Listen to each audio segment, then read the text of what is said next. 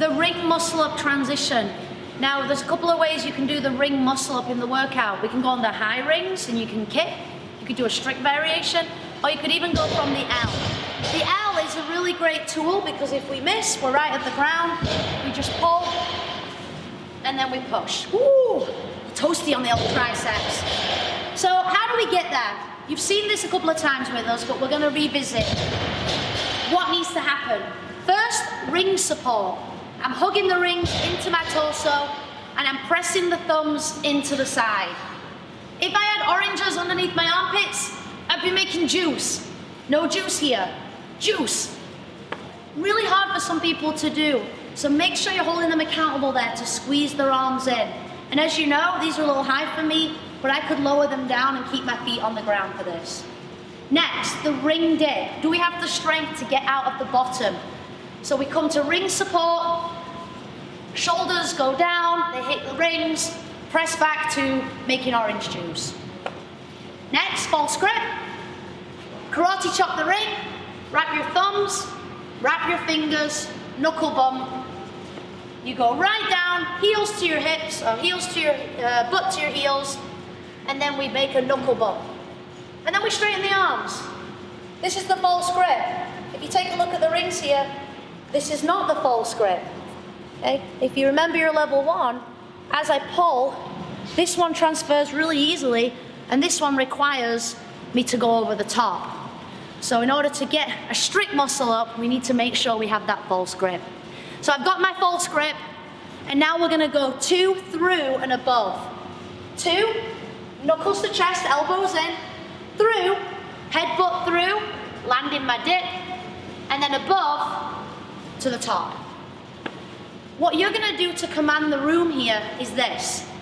You're gonna say, okay, ring support, we're back to the first progression. Everybody up, pause, and down. And you're gonna give some little tips, like pull your elbows in, put your hands down a little more. Next, the ring dip. Support, dip, hold, up. That hold will be really hard. If people struggle with that, as they're going down, if they start to lose it, that's okay. Feet on the ground, let's keep going down. Okay. Third one, false grip. You're gonna say, karate chop the rings. Wrap your thumb, wrap your fingers over your thumb. Knuckle bump yourself. That's the false grip. Set up, knuckle bump. Knees forward, hips down. Knuckle bump. Straight arms. Pull. Through. Above. Okay. And that will be your muscle up transition. So a lot of people don't think there's value in doing these in the workout. But think about if you were doing 10 of these in a row. I'll show you 3 really quickly. This is what it should look like.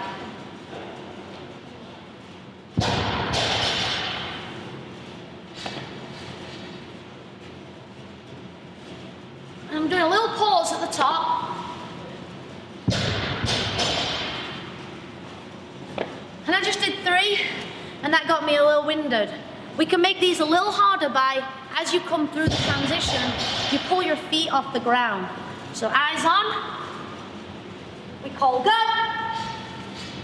Now, we can do the straight dip out. So we're starting to make it a little bit harder, a little bit harder.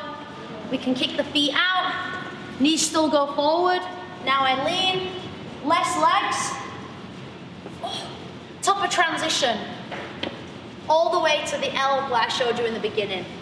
So a lot of information in there. Do yourself a favor and watch this a couple of times. Pick what you need for your class for that day.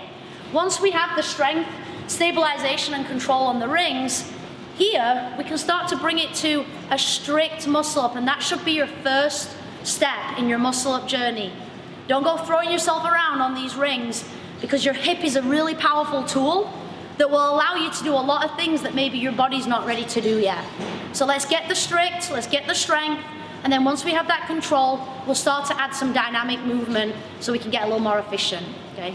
Do yourself a favor, take the journey.